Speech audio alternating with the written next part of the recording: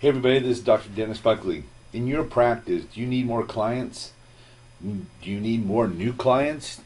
Do you need to be able to sustain your practice better by having a flow of new clients coming into you on a regular basis? Has that been up? Has that been down? Has it been frustrating? Well, there's 5 areas that you need to review on a regular basis to see if you are stimulating your practice enough and stimulating the community enough to actually enjoy getting new patients. So here are those 5 areas. Number 1, ask your current clients for referrals. You'll get new clients this way. It's the lowest cost, it's the highest return on investment, it happens to be the most effective, it's easy to do, it can be repeated, and it's opportunistic. Now what I mean by this is by asking established clients, and there's a way you can do this. Anytime a client is expressing satisfaction, excitement, compliments, just a sense of joy that they enjoy your work and they enjoy being in your clinic, what you want to do is basically jump on that opportunity, thank them for their compliment, and ask them a simple question. Who else do you know that would benefit from the work that I do? Who else could I help? And what you do is make cards available to them, or you can even use coupons or some way. All you have to do is ask. Ask current clients. Someone who is buying a package from you. Someone who is expressing incredible results. That is your opportunity and your invitation to ask for referrals. Do it on a regular basis. Number 2 is healthcare referrals. There are healthcare practitioners, doctors, MDs, chiropractors, osteopaths, so on and so forth, that are out there that are taking care of people, mostly medical doctors now, who have their patients asking them for referrals. They're asking for, do you know a good blank? Do you know a good massage therapist, chiropractor, acupuncturist, whatever, nutritionist? They're asking their healthcare providers for these referrals. The problem is these healthcare providers don't really know where to send them. Well, they might, but they really probably don't. And if they did, they probably would if there was somebody they knew and they trusted. So your job is to really make sure that you put yourself in a position so they know who you are. The healthcare referrals are very high quality. They're lower cost. They're more time intensive though, because there are some things you must do to build a relationship with the healthcare providers. It has a very high return on investment. The best part about it is from those referrals creates even more referrals, and there's a great way to do that. It helps build a network of providers that will feed you patients, and it may be overwhelming because sometimes this works so well that you may be getting so many new clients that you're going to have a whole new strategy. There's a system called the doctor-driven referral system that addresses this one aspect and maximizes upon it. And if you're more interested in that program and how to put this network together, at the end of this program there will be a way that you can access that program. So healthcare referrals are one of the second best ways ever to get referrals.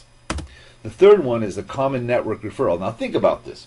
If you were, let's say, a wedding photographer, there are natural common vendors that help support that industry. If you're a wedding photographer, you probably would know a caterer, you know a DJ, you would know locations, you would know a minister, churches, halls, all these different types of places. If you're a healthcare practitioner, there is a common amount of people that work on the same patients you have. Now this is different from what I just talked about, because in this respect, the common network referrals are people that you're going to be referring to.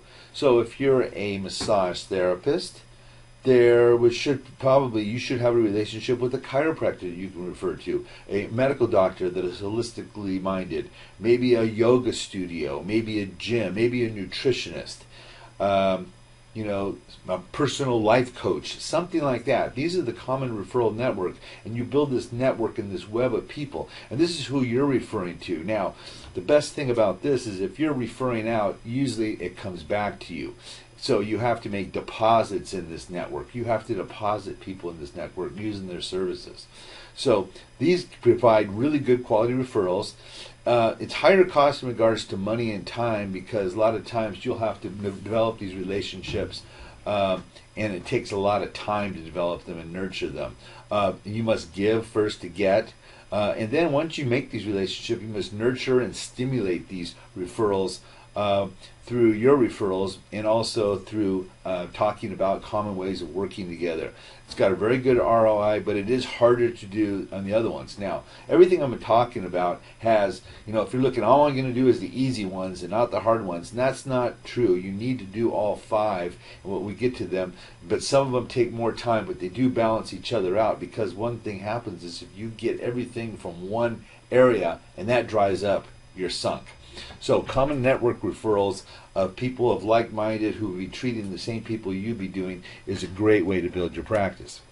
Outside networking. These are where you're doing basically outside cold calling, going to events that have a common theme. This would include the Chamber of Commerce, networking groups, service groups like the Rotary, the Lions Club, the Optimists, associations, social networks.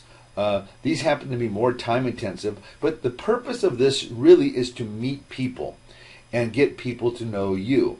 So you're getting outside and you're going into a realm of people you don't know, so that you get to know them. When you get to know them, they get to know you. You get to find out who they are, what they do, what their needs are, and then after you establish a relationship with them, you can actually market to them and invite them in to come into your practice. They're much more time intensive, because you're doing a lot of a planting of seeds, so to speak, meeting these people and creating a network of people that you know.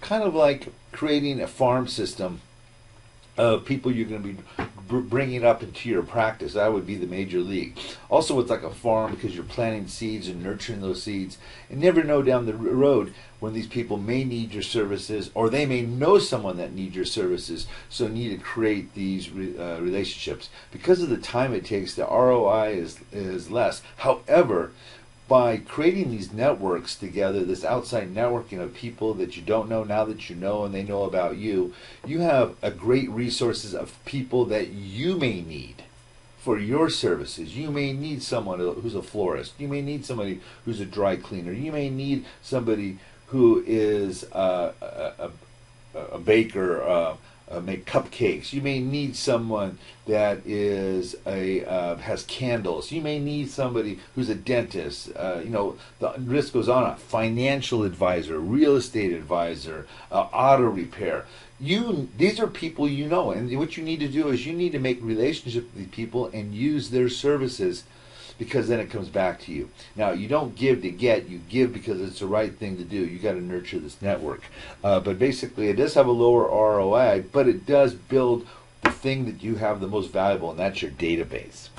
The last one is advertising. This is the most expensive and the lowest ROI. However, it can be very effective if you have the right media with the right market and the right message. One, it does make you feel good. It makes you feel like you have your presence out there. But the thing with advertising, it must be something you must commit to over a good period of time for it to be effective. You can't just run an ad in the local paper for one time and expect it to get results. You need to have that ad in there every single week for 6 months. So this is something you may want to build up to as far as the advertising, and do some trials. And like I said, you have to have the right media, market, and message. The message has to reach out to somebody. If your message is telling people how great you are, that's not really going to do it. But if you can somehow tap into what they're thinking, and then all of a sudden get them to think, wow, that person knows what I'm thinking about, something about, something that's already going on in their head. Also, if that publication or whatever you're advertising goes to a market that are people that are more likely to use your services, and also how the media. Now, when it comes to advertising, there's different types of media. There's print advertising, which would be taking an ad in the paper or a magazine. There could be cable or advertising, where you're doing it on a cable. There could be billboards, there could be theaters, there could be social media. Now we go into like Facebook, Twitter, LinkedIn, like this, and not only the free stuff, but actually using the paid services that will tap into the publications you need. The advertising part of this is really, really huge. It's also very expensive. It does have the lower ROI, but it can be very effective as a way of really securing another avenue of how people can find you. And it's maybe something you may need to build up to, and you must be something to be budgeted to. But really effective practices do budget about 10% of their income to marketing and to advertising, but it can be very, very, very beneficial. A lot of times you may need help on this, and many times you may actually need to do some test advertising to see how people respond. But as you can see, these are all areas that you can look at your practice. So if you're having problem with new patients, new clients, new business coming in, look to these 5 areas and see how you're doing in those areas. You should be doing something, some and all of it. Do what you can at first. If you're just starting out and you're new in practice, you got to get out there and meet people. That's what it comes down to. You just got to meet a lot of people. There are plenty of people that need your services, and there's plenty of money to pay for your services. Your problem is you have an obscurity problem. No one knows who you are. These are ways of getting you known and can really help to build your practice. The doctor-driven referral system I talked about is a great way to have a low cost. It does take time, your own personal time, but it can build great relationships in the community to drive people not only from healthcare practitioners to your office, but also the best part about it is it really, for your established clients that you're seeing, as a result of this, it can actually build up the referrals from them. So if you want to get healthcare referrals from the healthcare community and also increase the number of referrals from your established client base, this turnkey system is easily implemented with great sustained results. If you want to know more about the doctor-driven referral system, go to www.DDRSMT.com.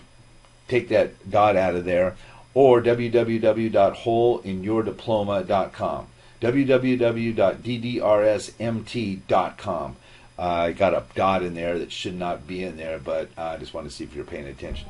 This is Dr. Buckley, and I hope this is helpful, and I hope you build a great practice.